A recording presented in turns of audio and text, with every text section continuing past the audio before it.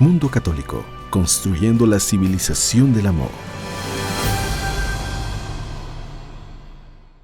Gracias por estar con nosotros, muy contentos en este congreso que estamos iniciando de Rescatando el Amor bajo el tema Despierta ya. Así que el día de hoy tengo el gusto de tener al padre Fernando Comparán. Él es originario de Irapuato, Guanajuato. Ingresó al noviciado franciscano el 14 de agosto de 2003. Emitió sus votos religiosos, los realizó el 15 de agosto de 2004 y fue ordenado diácono el 29 de junio de 2011 y presbítero el 29 de junio de 2012. Realizó estudios de filosofía en Zapopan, Jalisco, de teología en Jerusalén y tiene una especialidad de historia en Roma. Nosotros hemos querido que el padre Fernando Comparán nos hable de San Francisco de Asís bajo esta perspectiva, despierta ya. Después de lo que ha sucedido, de esta pandemia, de un cambio espiritual que estamos seguros que todos estamos sufriendo, el padre Comparán nos hablará de San Francisco de Asís bajo esta perspectiva. Gracias, padre Comparán, por estar con nosotros. Estoy muy contenta, estamos muy contentas. También aquí está Fernando Salazar, de Rescatando el Amor, el coordinador principal de esta iniciativa de laicos, cuyo deseo es llevar el Evangelio por todo el mundo y a todas las personas. Así que, Fernando, gracias también por estar con nosotros. Y pues vamos a hablar de San Francisco de Asís, lo vamos a escuchar, padre. Siéntase con toda libertad. Gracias por estar con nosotros. Y pues al final le queremos hacer algunas preguntas, si usted nos lo permite. Muchas gracias. Bueno, pues antes que nada, un saludo a todos de paz y bien en el Señor. Bueno, pues ante todo reciban un saludo de paz y bien en el Señor. Este es un saludo franciscano, precisamente porque Francisco de Asís recorrió el mundo de su tiempo con este mensaje de la paz. Es importante recordar que el contexto sociopolítico, cultural y económico del tiempo de Francisco fue un tiempo marcado por grandes cambios.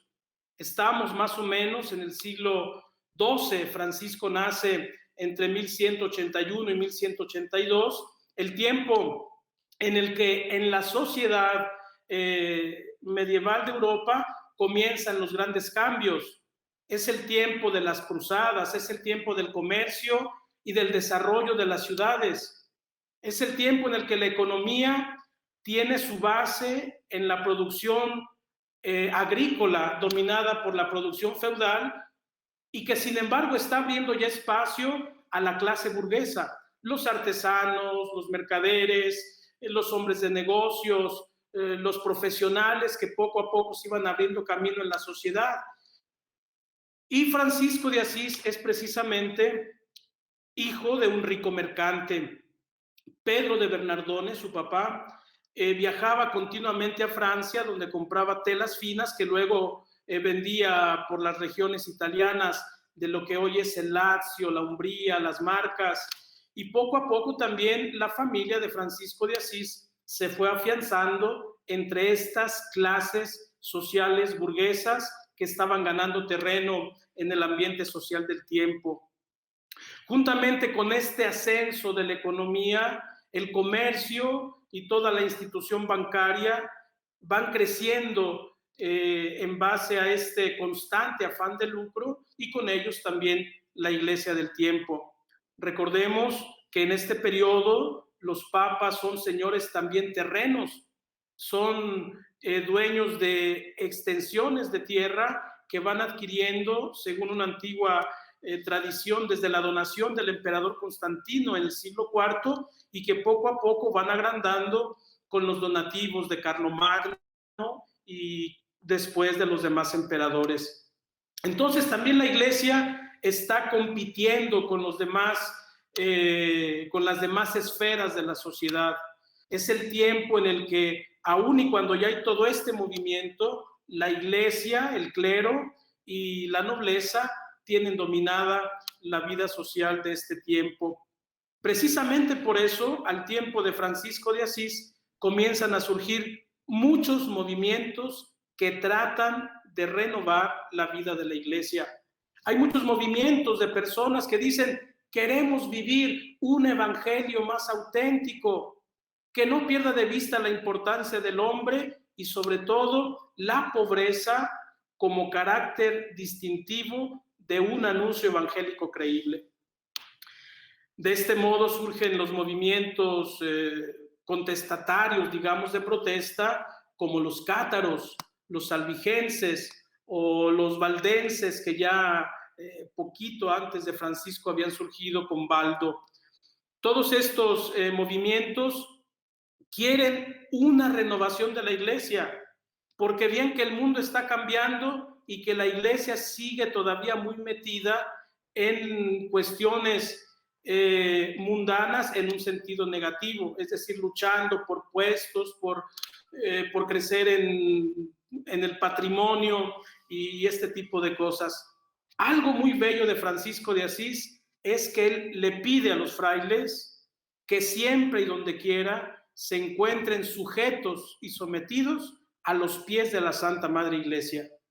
Francisco sabe que el evangelio no se puede encarnar en un lugar donde la iglesia no sea considerada una madre que precisamente alimenta a sus hijos con el evangelio. Francisco, pues, es un hombre muy importante para su tiempo, porque es, como lo dice el lema que estamos manejando, un hombre despierto.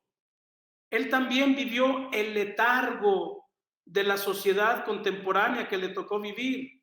Él mismo tenía sueños de caballero, primero se emocionaba con los negocios del papá, él mismo era muy buen vendedor, lo mismo vendía caballos que vendía las telas. Un día llega todo contento: papá, vendí todo, hasta el carruaje, y aquí está el dinero.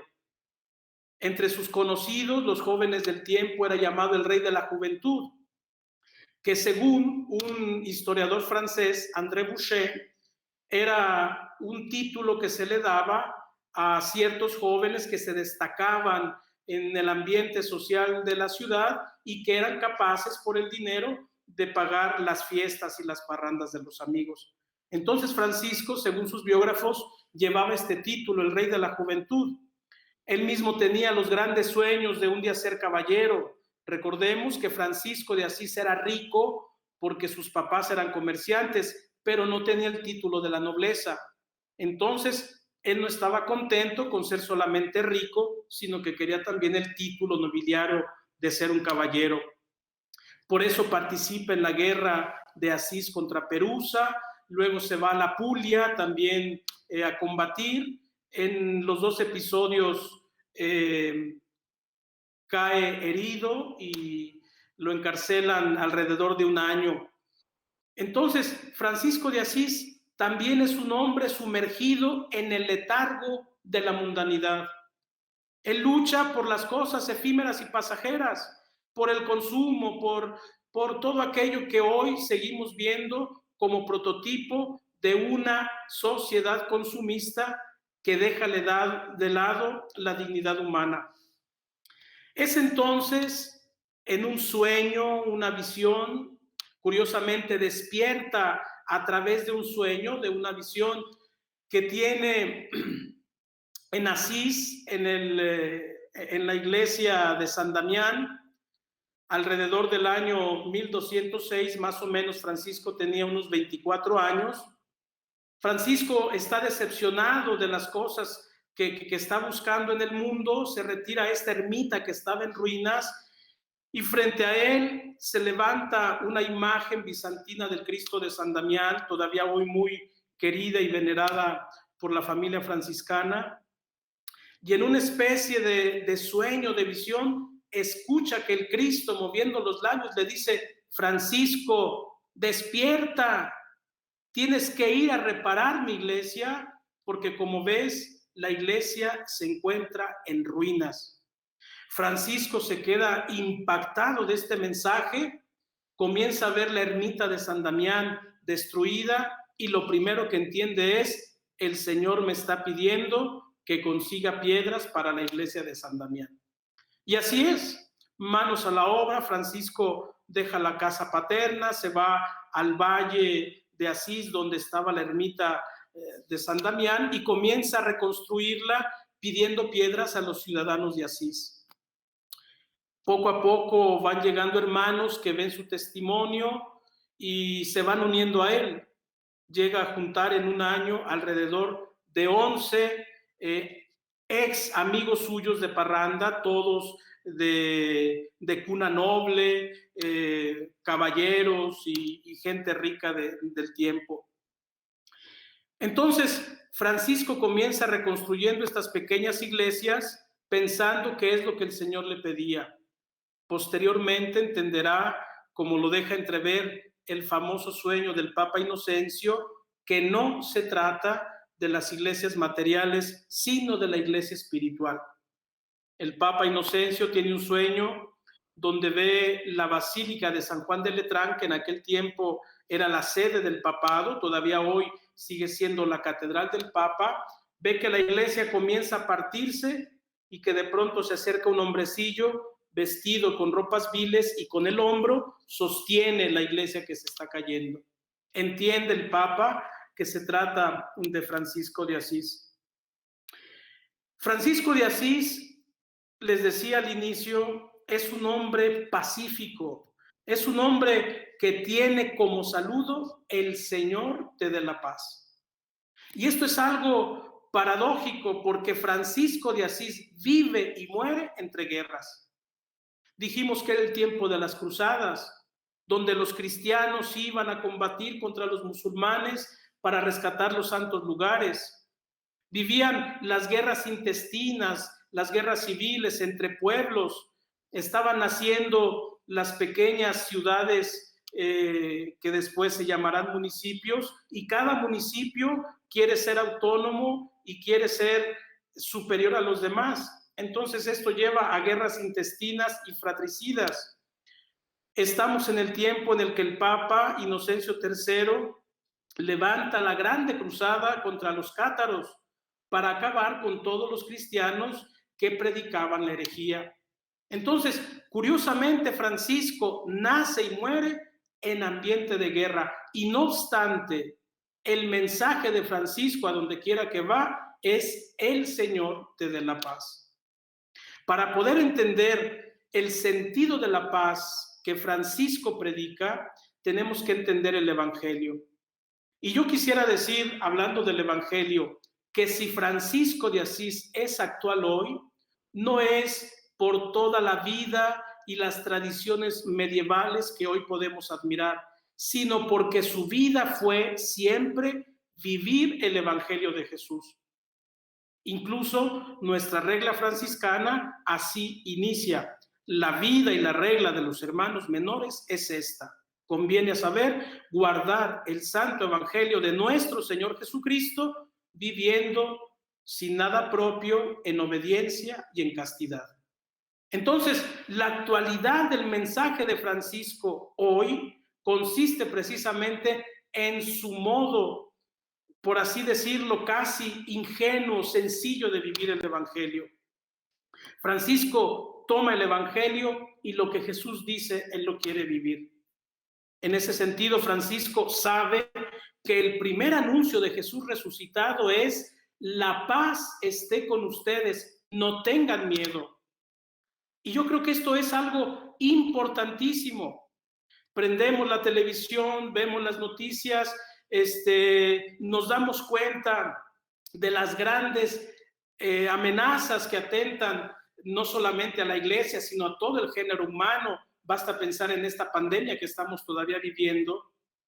Y así como Jesús en la barca, que retomaba la imagen el Papa Francisco en esa oración preciosa que dirigió a toda la humanidad en medio de la pandemia, así también Francisco recuerda que hay una barca que está azotada por olas, pero que el capitán, el que está allí, es Jesús. Y por eso Francisco lleva este mensaje de paz. Entra a una casa y dice: el Señor te dé la paz. Curiosamente, Francisco, que conoce el mundo bélico de la sociedad contemporánea en la que vive, está convencido de que la paz que Cristo trajo es una paz que se puede vivir. Como está convencido que el Evangelio no es un libro que se tiene que tener guardado con todos los honores y los inciensos, sino un proyecto de vida para realizarlo. En este sentido, la paz que Francisco predica es la misma paz del resucitado. Nosotros humanamente entendemos la paz como el tiempo en el que no hay guerras, y es un poco el modo como antiguamente le llamaban los romanos, la pax romana, es decir, esa paz que surge del temor a que el emperador llegue y sofoque una rebelión con todas las regiones romanas. Entonces, es el temor a perder un estatus, un modus vivendi, por temor a despertar la ira del más violento. Cuando Jesús habla de la paz, dice, no es esta paz la que yo traigo, sino la paz de saber, primero, que eres infinitamente amado por Dios, que Dios vive contigo una relación de amor que se llama misericordia y que desde allí entonces no tienes por qué tener miedo. Jesús mismo lo dice en el Evangelio, miren a las aves del cielo, miren los lirios del campo, no siembran, ni cosechan, ni guardan en graneros, y el Padre Celestial a todos les da. Francisco está encantado de este Evangelio sencillo y por eso es el primer convencido en una sociedad violenta que la paz es posible. Y de este modo, Francisco va teniendo un encuentro cada vez más vivo con Jesús a través de la palabra. Cuando el padre Pedro Bernardone descubre que Francisco ya no es el hombre de negocios prometedor que él pensaba, le hace un juicio y lo quiere llevar ante la autoridad de Asís, ante el podestá, hoy diríamos el presidente municipal. Pero Francisco de Asís le dice, no, papá, yo no puedo ser juzgado por una autoridad mundana. Yo quiero que me juzgue el obispo como representante de Dios aquí en la ciudad. Entonces el papá va con Francisco, sacan al obispo de la catedral, el obispo dice, bueno, ¿qué está pasando aquí? Y Francisco, en un gesto profético, dice, ya no quiero nada con mi papá. Él me acusa de ladrón porque sus tesoros se los he dado a los pobres. Pues de ahora en adelante, le dice al papá Pedro Bernardone, aquí está tu ropa, aquí está tu calzado, aquí está tu cinturón, pero también aquí está tu apellido. De ahora en adelante me siento libre para poder decir, Padre nuestro que estás en el cielo. Este es un gesto profético que nos habla de la profunda libertad que Francisco experimentaba en la lectura del Evangelio. Francisco, como lo acabamos de decir, conocía estos pasajes bellísimos que nos hablan de un Dios tierno que se preocupa por sus hijos. Incluso en la regla le pide a sus hermanos que trabajen. Después la orden se convierte en un movimiento mendicante. Pero Francisco sabe que eso en parte es como robar el pan de los pobres. Por eso Francisco le dice a los frailes, ustedes van a trabajar y no van a recibir dinero, sino lo que necesitan para comer cada día.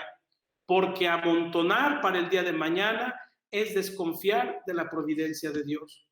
Y aquí hay algo bellísimo. Detrás de la pobreza de Francisco no hay una preocupación por el orden social como tal. No hay un movimiento de solidaridad con los pobres, ni es un gesto de justicia social. Francisco quiere ser pobre porque es el único modo de poder experimentar que Dios es un Padre providente que se tomará las atenciones de sus hijos, que se preocupará por ellos y que les dará el alimento necesario. Al mismo tiempo, Francisco es pobre porque contempla a su Dios y Señor muerto en una cruz, desnudo, corriendo la suerte de los peores. Entonces, hay algo profundamente espiritual en Francisco que lo mueve después, sí, a una consecuencia social y política, económica, pero el primer motor que mueve el corazón de Francisco y su entrega libre y generosa es el encuentro con un Dios que es pobre y con un Dios que nos presenta un Padre providente para todos sus hijos. Francisco de Asís, pues, es un hombre de paz y es un hombre pobre, pero sobre todo es un hombre evangélico. Francisco de Asís tiene una agudeza espiritual para entrar en contacto con la palabra de Dios y desde Dios descubrir cómo se puede cambiar la realidad social en que se vive. El texto del Evangelio de San Mateo, en el capítulo 14, nos presenta la multiplicación de los panes y de los peces. Pero es una estructura literaria que tiene mucho que enseñarnos y que Francisco de Asís entiende perfectamente.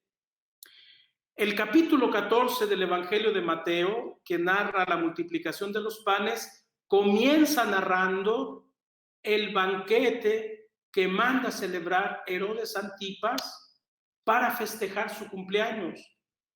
El evangelista nos está presentando un banquete según los criterios del mundo, según el letargo, según el sueño en el que mucha gente todavía está metida hoy.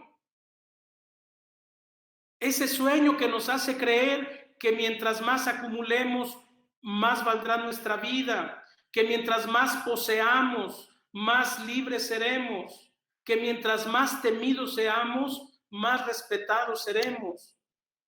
Precisamente un banquete así termina con la muerte de un hombre justo y santo como Juan el Bautista. Es un banquete mundano donde están reunidos los poderosos del tiempo, los que viven entre lujos, los que ven al otro no como un semejante, sino como una herramienta para lograr sus propias ambiciones. Y en un banquete así se termina por causar la muerte de los inocentes. Luego, dice San Mateo, habiéndose enterado Jesús de la muerte de Juan el Bautista, se fue al norte, a la Galilea. Atravesó el mar. Allí el evangelista nos está presentando a Jesús como un nuevo Moisés que está haciendo un nuevo éxodo, una liberación. Nos está despertando. Ese mundo no es el que te hará feliz. Ese mundo no es el que te dará la vida plena como ser humano. Ese mundo te llevará a la propia muerte, a la propia destrucción y a la destrucción de los que te rodean. Jesús cruza el mar de Galilea en un signo profético de atravesar un éxodo para llevarnos a un banquete nuevo, donde el pan y los pescados que se tienen son compartidos generosamente para que todos puedan comer. Y el evangelista dirá, cuando vives en esa óptica, no solamente comerás, sino que tendrás 12 canastos de sobra. Entonces Francisco entiende que el problema de la sociedad está en no reconocer a Dios como Padre. Por eso, ante el Papa Pedro Bernardone, que representa de algún modo en las biografías del santo todo el mundo consumista y todo el mundo materialista, Francisco se desnuda para poder decir libremente, Padre nuestro que estás en el cielo. Recordemos que en este capítulo 14 de San Mateo, uno de los gestos que el evangelista subraya es que Jesús, tomando el pan, levanta la mirada hacia Dios para dar gracias. Con este gesto, el evangelista nos está diciendo que el milagro de la multiplicación empieza cuando tú descubres que no eres dueño del pan, sino que el pan le pertenece a Dios y si está en tus manos es solamente para repartirlo. Por eso Francisco de Asís, en la sociedad de su tiempo, quiere que los frailes trabajen con sus manos, y que como recompensa reciban solo lo que necesitan para vivir ese día. El grande problema de la injusticia social es que si Dios da 5 panes para sus 5 hijos, uno quiere tener 3 y deja 2 para que los otros 4 se los repartan. Francisco de Asís entiende que no somos dueños, que somos administradores del pan y de todos los tesoros que Dios le ha dado a sus hijos. Y entiende que el administrador fiel, porque así lo dice el Evangelio, es el que da de comer a su tiempo a los que tiene como súbditos. Francisco entonces lo primero que hace es renovar este modelo social, pero nunca como un movimiento contestatario, siempre partiendo de la profunda experiencia de Dios. Y esto es algo que sobre todo quienes están trabajando por las cuestiones sociales hoy, el Papa lo ha dicho, tenemos que comprender. Hay muchas cosas buenas que puede hacer un organismo no gubernamental, pero algo que distinguirá a la Iglesia es el bien que hace como fruto de su encuentro vivo con el Señor, como fruto del encuentro con su palabra, que es descubierta como un proyecto de vida para hacer de este mundo algo totalmente nuevo. Cuando Jesús habla en el Evangelio del reino de Dios, no se refiere al cielo que esperamos después de nuestra vida terrena. El reino de los cielos que estamos llamados todos a construir es esa sociedad alternativa que tiene como principio fundamental que Dios es un Padre bueno, que Dios da suficiente para todos sus hijos y que los hijos como tal somos administradores los unos de los otros. Entonces Francisco es un hombre que poco a poco entra en contacto con este evangelio vivo y él está decidido a hacerlo vida. Se despoja de los vestidos en la plaza de Asís, rompiendo con este sistema que está sofocando a los pobres, se dedica a cuidar a los leprosos. Y recordemos que los leprosos al tiempo de San Francisco no eran simplemente marginados por una cuestión de salubridad. Existía todo un ritual de expulsión de las ciudades porque se pensaba que los leprosos o habían cometido un pecado gravísimo que Dios no podía perdonarles o que habían sido concebidos por padres igualmente pecadores. Recordemos que incluso es la misma visión de enfermedad que encontramos en el Antiguo Testamento.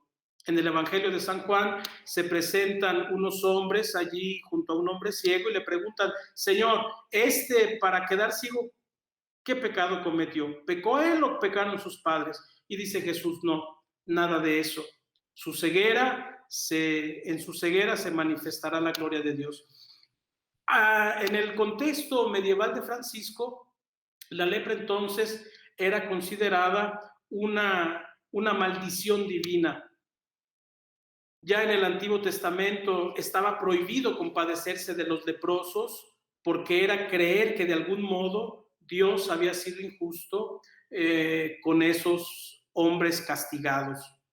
Sin embargo, Jesús rompe con toda esa concepción religiosa cuando toca, no solamente habla con los leprosos, sino cuando los toca entrando en una relación humanizante con estas personas marginadas. Francisco entiende que es lo único que va a cambiar la sociedad, una revolución de la ternura, como actualmente la llama el Papa Francisco, el encuentro humano y humanizante con los más débiles, con los excluidos, con los descartados, diría el Papa Francisco, con los marginados de nuestra sociedad y de la institución religiosa.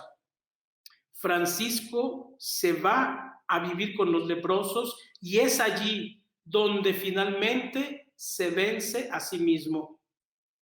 Francisco de Asís le tenía un pavor a los leprosos y dicen las fuentes biográficas que incluso a 1 kilómetro de distancia el hedor de un leproso le causaba náuseas a San Francisco.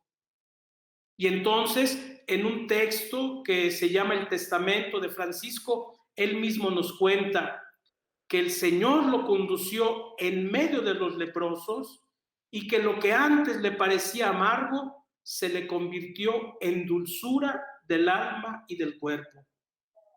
Lo primero que tenemos es Francisco, que se encuentra con el Cristo de San Damián, y el segundo momento es el encuentro con el Cristo vivo de la palabra en el Evangelio. Un tercer encuentro es el encuentro con el leproso, que vence el grande ego que Francisco todavía tenía. Es ante el leproso que él se rinde y acepta que este hombre malherido no puede ser un maldito de Dios, sino un hombre hermano suyo que necesita su ayuda. Y a partir de ese momento, Francisco se va a vivir entre los leprosarios. Francisco poco a poco en su vida va experimentando a Dios como ternura, como belleza y como misericordia. Francisco, a pesar de ser un hombre profundamente devoto y religioso, está convencido que ni siquiera un mandamiento religioso puede estar sobre la dignidad de un hermano. Cuentan sus biógrafos que durante un fuerte ayuno que estuvo viviendo con los frailes, a medianoche, él que dormía poco y que se la pasaba las noches en oración, escuchó que un hermano estaba llorando. Se acercó al hermano y le dijo: ¿qué tienes? Y el hermano le dijo: mira, Francisco, admiro tu santidad de vida, pero yo no soy como tú. Tengo hambre. Francisco lo miró con ternura, levantó al cocinero, tocó la campana y levantó a todos los hermanos y les dijo: hermanos, tengo hambre, vamos todos a comer. Es decir, Francisco sabe que ni siquiera una devoción tan importante en el tiempo como la penitencia manifestada en el ayuno puede estar encima de la dignidad de un hombre. Francisco sabe que todos llevamos distintos procesos y por eso aun y cuando él es rígido consigo mismo, es extremadamente dulce, tierno y prudente con sus hermanos. Jamás le pedirá a los hermanos algo que ellos no podrán hacer. Francisco tiene otro encuentro muy importante que es con una mujer, Clara de Asís. Juntamente pues con Clara, Francisco da a luz todo un movimiento que es la familia franciscana, con esa candidez, esa ternura y al mismo tiempo ese vigor y esa fortaleza. Hay incluso una biografía escrita por un franciscano, aun y cuando después dejó el ministerio y la orden, él sigue siendo franciscano, Leonardo Boff. La biografía se llama Ternura y Vigor, precisamente porque en esa biografía Leonardo hace un análisis de estas dos dimensiones que Francisco y Clara le dan a la orden franciscana: la ternura de Clara y el vigor de Francisco. Pero como acabamos de decir, Clara también tendrá su parte de vigor y Francisco su parte de ternura. Juntamente con Clara llegan a la orden franciscana una grande cantidad de hermanos. Y hay un episodio bellísimo que en las fuentes hagiográficas se llama la perfecta alegría. Hay un hermano que se acerca a Francisco y le dice: Francisco, dime dónde se encuentra la perfecta alegría. ¿Acaso se encuentra si llegaran a la orden los hombres más poderosos y los hombres más influyentes y los hombres más estudiosos? Y Francisco le dice: no, allí no está la perfecta alegría. Entonces, ¿dónde? ¿En resucitar a los muertos? ¿En predicar y convertir a los infieles? No, allí no está la perfecta alegría. Entonces, ¿dónde? En caminar sobre las aguas y hablar las lenguas de los hombres y de los ángeles. Y Francisco le dice: hermano León, te voy a decir dónde está la perfecta alegría. Si tú y yo vamos de camino en pleno invierno y atravesando los valles y los montes, las mangas de los hábitos se congelan y nos hacen heridas tales que comenzamos a sangrar. Hambrientos y cansados llegamos a un convento y el hermano que sale a la puerta nos dice: aquí no hay lugar para ustedes, y nos corre a palos. Te digo, hermano León, que si todavía seguimos amando a este hermano, habremos encontrado la perfecta alegría. Esto es algo bellísimo en Francisco, porque Francisco sabe que a él no le va a tocar recoger los frutos. A veces nosotros, cuando sembramos la palabra, cuando damos un mensaje, quisiéramos inmediatamente recibir los frutos. El fruto del amor es un fruto que solamente madura en el corazón de Dios, y Él sabe en qué momento sus hijos comienzan a florecer y a fructificar. Entonces, la perfecta alegría para Francisco está en la vivencia de un amor parecido al de Dios. Recordemos que al mismo tiempo este es el camino que Jesús nos propone. En el Antiguo Testamento escuchábamos la frase: sean santos como Dios es santo, en el código de santidad del Levítico, pero Jesús dice: sean misericordiosos como el Padre Dios es misericordioso. La propuesta que Jesús nos pone para renovar el mundo es el camino de la misericordia. ¿Y qué quiere decir la misericordia? Para Francisco de Asís quiere decir algo muy concreto: amar a tu hermano por más mal que se porte contigo. Hay un documento que Francisco escribió como respuesta a la petición de un hermano ministro. El hermano ministro sería como el superior, pero Francisco dice: no, entre nosotros no hay superiores. El que está como encargado de los demás es un siervo. Ministro quiere decir siervo. Entonces el hermano ministro le dice a Francisco: mira, Francisco, yo ya estoy harto de un hermano que me hace la vida imposible, ya no lo aguanto.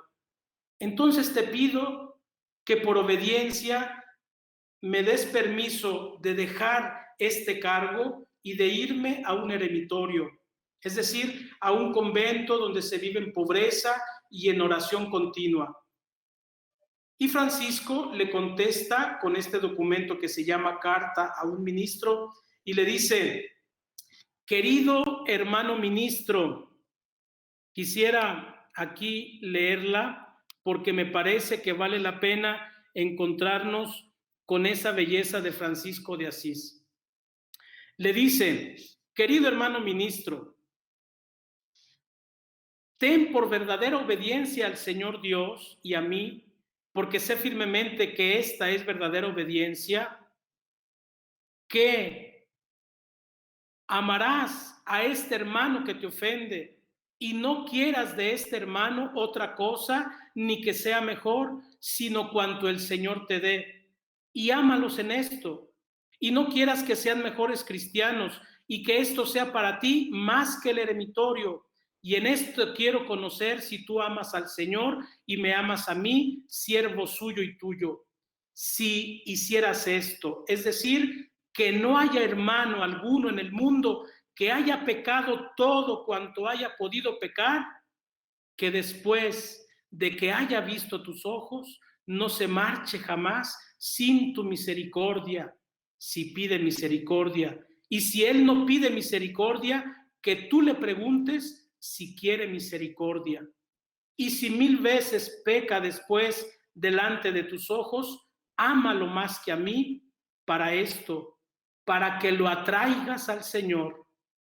Y ten siempre misericordia de tales hermanos. Con este texto, Francisco nos está diciendo lo que el Evangelio nos dice: que el hombre, por más pecador que sea, nunca se confundirá con el pecado que hace. Hay una parábola que Lucas nos cuenta entre las parábolas de la misericordia del capítulo 15 de su evangelio, que dice que es como una viejita que pierde una monedita que se le cae y comienza a barrer la casa. Si está barriendo la casa, es para sacar la monedita. ¿Y dónde va a salir la monedita? Entre toda la basura que barre. Pero no por estar en la basura, la moneda deja de ser moneda, ni deja de ser el tesoro que la viejita busca tan apasionadamente. Esto lo entiende Francisco. Y Francisco sabe que la misericordia de Dios ante el hombre que peca pasa necesariamente por la misericordia que tú y yo podemos manifestar ante un hombre en pecado. Y este es prácticamente el inicio de un programa de reconciliación. La reconciliación viene no solamente cuando se hace justicia, sino cuando en el corazón se cultiva lo que Jesús nos dijo, la misericordia del Padre. Sean misericordiosos como el Padre Dios es misericordioso. Francisco no cree ni en los discursos moralizantes, ni en los castigos, ni en las amenazas. Francisco, como Jesús, cree que solamente el amor es capaz de ablandar los corazones más endurecidos. Y en este sentido, la concepción que Jesús nos presenta en los evangelios acerca del pecado es completamente transformadora. Mientras que en el Antiguo Testamento se nos presenta el pecado como una transgresión a la ley, Jesús, en el lenguaje que ha llegado a nosotros, en el griego de las traducciones evangélicas, se nos presenta como una equivocación al momento de querer acertar en algo. Por eso la expresión bíblica evangélica es hamartía, que quiere decir tirarle al blanco, pero no darle. Cuando nosotros vemos el pecado como una transgresión a la ley, claro que pensamos que Dios se ofende y que entonces necesita sacrificios expiatorios por el pecado cometido. Cuando entendemos que pecando nos estamos dañando a nosotros mismos, como el banquete de Herodes Antipas, que viviendo entre los principios ajenos al Evangelio nos estamos condenando a la autodestrucción y a la destrucción de los demás, entonces claro que lo que hace el Padre no es enojarse, sino conmoverse, estremecerse en lo más profundo de sus entrañas. Y esto es precisamente lo que quiere decir la palabra misericordia. En el lenguaje veterotestamentario, la palabra que nosotros traducimos como misericordia se dice regem, en plural, rajamim. ¿Qué quiere decir la palabra rajamim? Vísceras maternas, es decir, el útero. Decir que Dios tiene misericordia es decir que Dios se estremece, como cuando una mujer que es madre ve que su hijo se va a caer del árbol, ve que lo van a atropellar, cuando ve que su hijo anda en malos pasos, que no llega y que suena el teléfono. Ese estremecimiento entrañable de una madre es lo que la Sagrada Escritura dice que Dios siente cuando habla de la misericordia divina. Después, cuando esta palabra se traduce al griego, se traduce literalmente. El verbo que utilizan los evangelistas para decir que Jesús se compadeció o que sintió misericordia es esplagnizomai, que quiere decir literalmente sintió un temblor en las entrañas. Y esto es algo bellísimo porque nos está diciendo que tanto Dios como su Hijo experimentan el amor de una madre, que es lo que Francisco les está proponiendo a los frailes. Si una madre cuida y ama a su hijo carnal, ¿cuánto más ustedes, movidos por misericordia, amarán a sus hermanos? Incluso en los antiguos íconos bizantinos, cuando se representa a la Virgen con el niño, el estómago de Jesús siempre es redondo y un poquito grande, porque precisamente quiere indicar que ahí están las entrañas maternas de Dios, es decir, la fuente de la misericordia. Con esta carta al ministro que les acabo de leer este texto, nos damos cuenta que para Francisco es importante distinguir entre el pecado y el pecador. Mientras el pecado será siempre todo aquello que se opone al proyecto de Dios en nuestra vida y a la construcción de su reino, el hombre pecador será siempre el objeto del amor ardiente y apasionado de Dios. Y esto no lo pierde jamás. Entonces, Francisco sabe que esta misericordia tiene que ser la característica especial de los hermanos menores, los frailes. Tanta es su misericordia que él, en medio de las guerras de las cruzadas, quiere ir a buscar a los musulmanes, pero no para pelear, sino para hablar mutuamente de Dios. Francisco de Asís, en la Quinta Cruzada, que es más o menos alrededor de 1219, se va al Medio Oriente, sale de allá por Venecia, luego llega a San Juan de Acre en la Tierra Santa, luego va a Siria y luego a Damieta. Quiere encontrarse con el sultán para decirle: mira, los cristianos creemos en un Dios que es Padre de todos, y si nos vemos como hermanos, vamos a dejar de pelear. San Buenaventura, que escribe un poco después de estas fuentes, dice que Francisco va a retar al sultán para convertirlo al cristianismo. Las fuentes más antiguas dicen que Francisco fue movido por amor al sultán.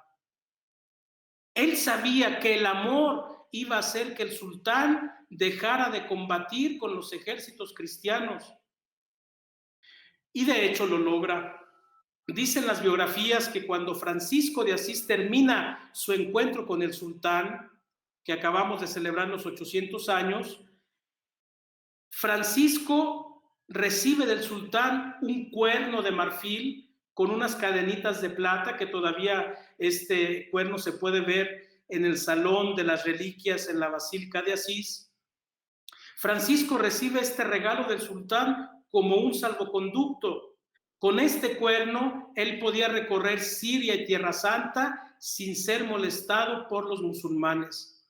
Y sabemos que Francisco no fue a imponer el cristianismo con los musulmanes, porque esa experiencia la dejó en la regla de 1221, donde dice: si alguno de los hermanos quiere ir entre musulmanes o entre otros infieles, compórtese pacíficamente y dígales a ellos: el Señor te dé la paz. Es la única regla medieval, y después entre todas las reglas monásticas y de órdenes religiosas, donde se habla precisamente de un encuentro con los no cristianos. Y Francisco dice: ir entre ellos, no contra ellos, sino entre ellos. Y todavía hoy hay algunas presencias franciscanas en el mundo musulmán, precisamente simplemente como una presencia. Se está allí y conviviendo con ellos se da testimonio de que la paz es posible.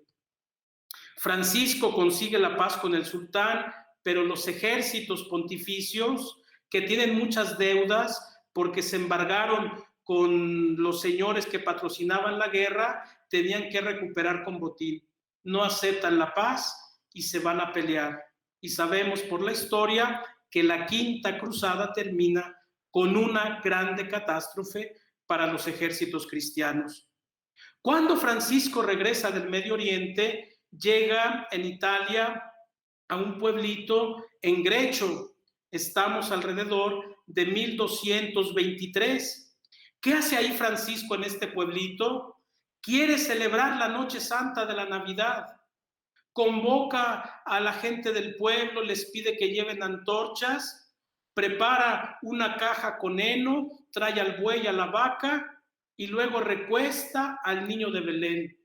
Y dicen los biógrafos que dice una homilía tan bella que hizo que los aldeanos de Grecho sintieran que el amor había vuelto a nacer en sus corazones. Hay un estudio muy interesante de una medievalista y especialista en San Francisco, Chiara Frugoni, que dice que este episodio de Grecho es para desmentir las cruzadas que se estaban viviendo. Él se da cuenta que los cristianos están peleando por ir a conquistar los lugares santos y él con Grecho dice, hermanos, la tierra santa está en el corazón de quien quiera vivir el evangelio de Jesús. No hay necesidad de ir a Belén para contemplar el misterio de Dios, sino que se puede vivir en el corazón de todos. Finalmente, alrededor del año 1224, Francisco se sube al monte Albernia, donde le pide al Señor, Señor, antes de morirme, yo quiero vivir y sentir todo tu amor y todo el dolor que tuviste cuando morías por mí en la cruz. Se la pasó la noche diciendo esta oración, concédeme vivir antes de morir, experimentar todo el amor y todo el dolor, y después de una noche de oración, Francisco recibe en su cuerpo las llagas, los estigmas de Jesús crucificado. Con él entra a la vida litúrgica cristiana el modelo de un Dios que sufre, de un Dios encarnado. Recordemos que hasta ese momento el modelo cristológico en la iglesia es el del monaquismo, el pantocrátor solemne en las ábsides de las basílicas que gobierna la creación. De Francisco en adelante, Dios es un niño que llora entre las pajas de un pesebre porque tiene hambre, porque tiene frío, y es el hombre enamorado que sube a la cruz para mostrar cuánto amor nos ha tenido Dios. Al año siguiente, en 1225, Francisco escribe el famoso cántico al hermano Sol, de donde el Papa Francisco se inspira para escribir la Laudato Si, en la que tenemos el fruto de la experiencia fraterna de Francisco, que abraza no solamente al ser humano, sino a toda la creación.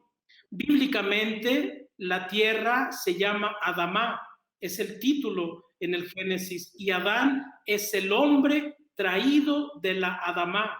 Francisco entiende que como seres humanos estamos ligados al futuro de la tierra, y por eso nos recuerda que ella es nuestra hermana y nuestra madre que nos alimenta y sostiene. En cada elemento de la creación, Francisco ve una imagen de Dios, el Señor Sol, por el cual es día, el cual nos alumbra, el hermano Fuego, que es alegre, robusto, fuerte, que alumbra la noche, la hermana Agua, que es clara, humilde, preciosa y casta, la hermana Muerte, que en un frío abrazo nos lleva al encuentro de Dios. Y finalmente Francisco muere en la Porciúncula en 1226, rodeado de sus hermanos. Antes de morir, dicen sus biógrafos, Jesús le pide a un hermano que cante el cántico de las criaturas, el cántico del hermano Sol, donde recuerda que la muerte no es una enemiga, sino un elemento de la creación divina, la hermana que nos lleva al encuentro definitivo, a la vida plena, a la vida divina con Dios. Y finalmente, Francisco muere en la Porciúncula, esa capillita que también construyó, dedicada a la Virgen María, Reina de los Ángeles.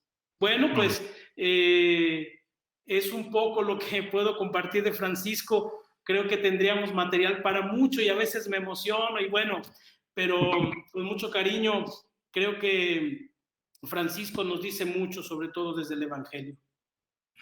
Pues apasionante, muy apasionante la vida de San Francisco de Asís, nos lo hace vivir otra vez, ya más de 800 años.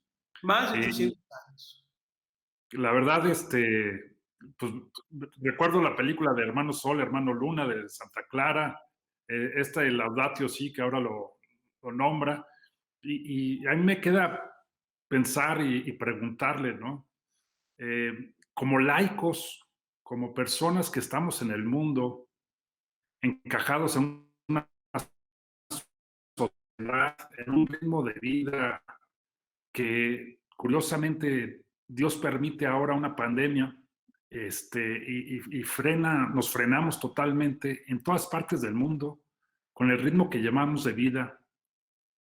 ¿Qué momento San Francisco y despierta ya en este momento? ¿Cómo podemos o qué debemos hacer? ¿Cuál debería ser nuestra respuesta a estos momentos en base a San Francisco de Asís?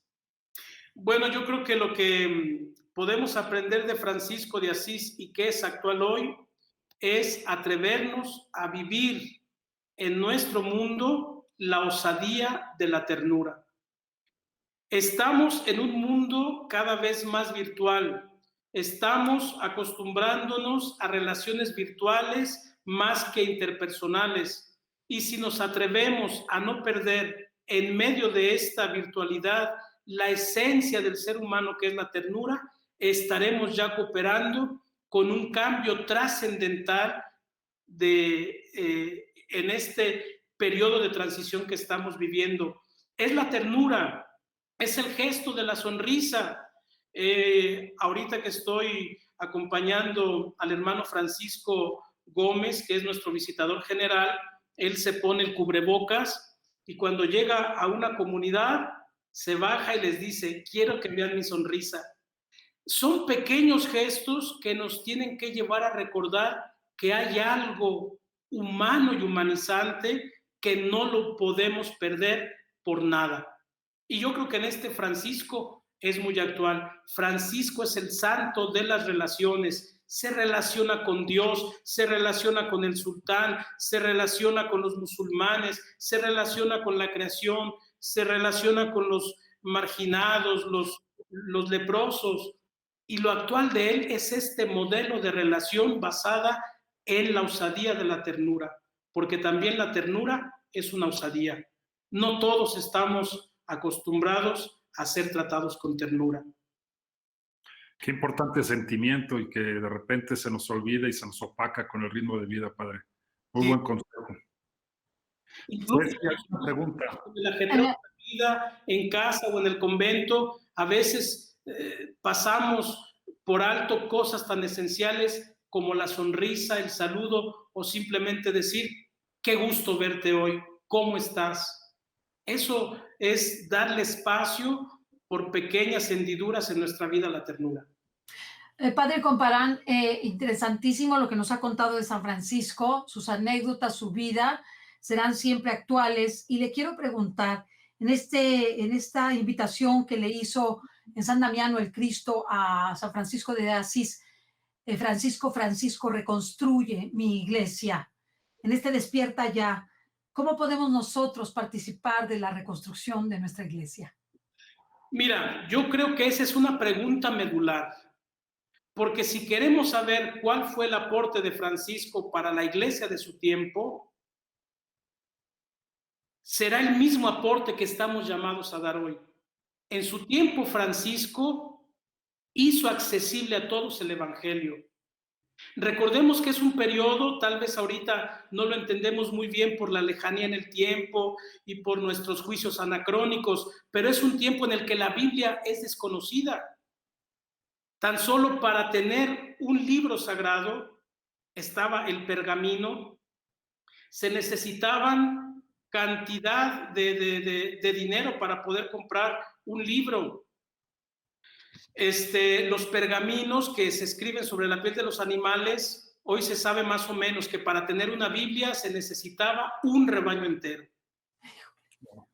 ¿Quién podía tener el lujo de tener el evangelio? Nadie. Sin embargo, Francisco lo que hace es traducir el evangelio en un proyecto de vida.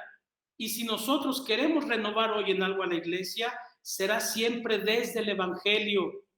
Hay un episodio bellísimo donde se presenta Jesús, luego aparece Elías, luego aparece Moisés, la transfiguración. Están allí 3 discípulos que a veces pensamos que eran los consentidos de Jesús. No, el amor de Jesús no tiene privilegiados, el amor de Jesús es igual para todos. ¿Qué hacían estos 3 discípulos allí en la transfiguración, que son los mismos del Huerto de los Olivos? Contemplar la belleza de un Dios que es amor, exclusivamente amor y solo amor. Recordemos que Pedro no entiende el proyecto de Jesús, incluso Jesús lo llama Satanás. Aléjate de mí, Satanás, porque no piensas como Dios, sino como los hombres. Están Santiago y Juan, que piensan que Jesús va a llegar a conquistar a los romanos y a instaurar el reino de David, un reino impuesto por la violencia y a través de la guerra. Y le dicen a Jesús, cuando eso suceda, que los dos gobernemos, uno a tu derecha y uno a la izquierda contigo. Son los mismos que ante los samaritanos que no quieren recibir a Jesús, le dicen, haz que baje fuego del cielo y los acabe a todos. Y son los mismos que le dicen, vimos a uno expulsar demonios en tu nombre, pero se lo prohibimos. Son los tres que no entienden el mensaje de amor de Jesús y por eso los tiene allí en la transfiguración, porque está Moisés y está Elías, la ley y los profetas. Cuando ellos levantan la mirada, no ven a nadie más que a Jesús. Y de la nube que representa al Padre sale una voz que dice, este es mi Hijo amado, a Él escúchenlo. ¿A quién hay que escuchar? A Jesús. ¿Qué nos dice Jesús? Está en el Evangelio. Nosotros todavía, después de 2000 años de cristianismo, somos más discípulos de Moisés que discípulos de Jesús. Y esto no es una contradicción con el Antiguo Testamento, es recordar que Jesús tiene la plenitud de lo que ha escuchado en el seno del Padre. La ley de Moisés dice no matarás, pero esa ley no es humanizante. Lo que te humaniza no es simplemente no matar, sino amar la vida y defenderla. La ley de Moisés dice no codiciarás, pero Jesús te dice no basta con no codiciar. Lo tuyo lo tienes que querer para los demás. La ley de Moisés dice no cometerás adulterio. Jesús dice ni siquiera con el pensamiento puedes atentar contra la dignidad de una persona pensando que la puedes reducir para objeto de placer. Y en ese sentido, conocer el Evangelio es lo que nos hará renovar la iglesia en este tiempo de cambio. Y curiosamente, somos ignorantes del Evangelio de Jesús, todavía en muchas de nuestras comunidades. De hecho, el Papa acaba de proclamar un día, un domingo al año, para recordarnos que al centro del mensaje de Jesús está su Evangelio. Pues, Padre Comparán, ha sido una delicia escucharlo, el poder saber que San Francisco de Asís es actual, que está con nosotros, que puede interceder por nosotros y mostrarnos a través de su vida ese ejemplo de atrevernos a la ternura, de atrevernos al cambio, de atrevernos a buscar a nuestros hermanos y sobre todo de renovarnos y renovar la iglesia. Sí. Muchísimas gracias, Padre Comparán, por este deleite. Gracias a ustedes. Que lo gozaron todos muchísimo y pues estaremos preguntando muchas más cosas sobre San Francisco porque hay mucho que decir y mucho que aprender de usted. Muchísimas gracias, les agradezco la invitación y este espacio que me han dado y a través de mí a todos mis hermanos franciscanos. Gracias a todos. Muchas gracias en este día de San Francisco de Asís. Gracias. Gracias, Fer. Hasta la próxima. Oye, Ceci, antes de irnos, a ver si nos puede hacer una bendición el Padre para el principio del Congreso. ¿Te parece? Sí, Padre, háganos una bendición. Claro que sí. Esta bendición que les voy a dar, Francisco la toma de la Escritura y luego se le escribe en un papelito al hermano León. El hermano León la dobló, la puso aquí en la bolsa del hábito y todavía se conserva el papelito en la Basílica de Asís. Wow. Es un pergamino con el puño y letra de Francisco donde le da la bendición, que es la que yo les voy a dar ahorita.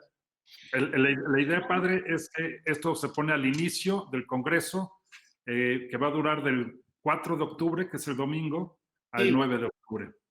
Ah, muy bien, luego pasan todo para... escuchen. Muy bien, sí. Bueno, les doy la bendición. Que el Señor les bendiga y les guarde, les muestre su rostro y tenga misericordia de ustedes. Que vuelva su rostro tierno sobre ustedes y les conceda la paz. Y la bendición de Dios Todopoderoso, Padre, Hijo y Espíritu Santo, descienda sobre ustedes y permanezca siempre. Amén.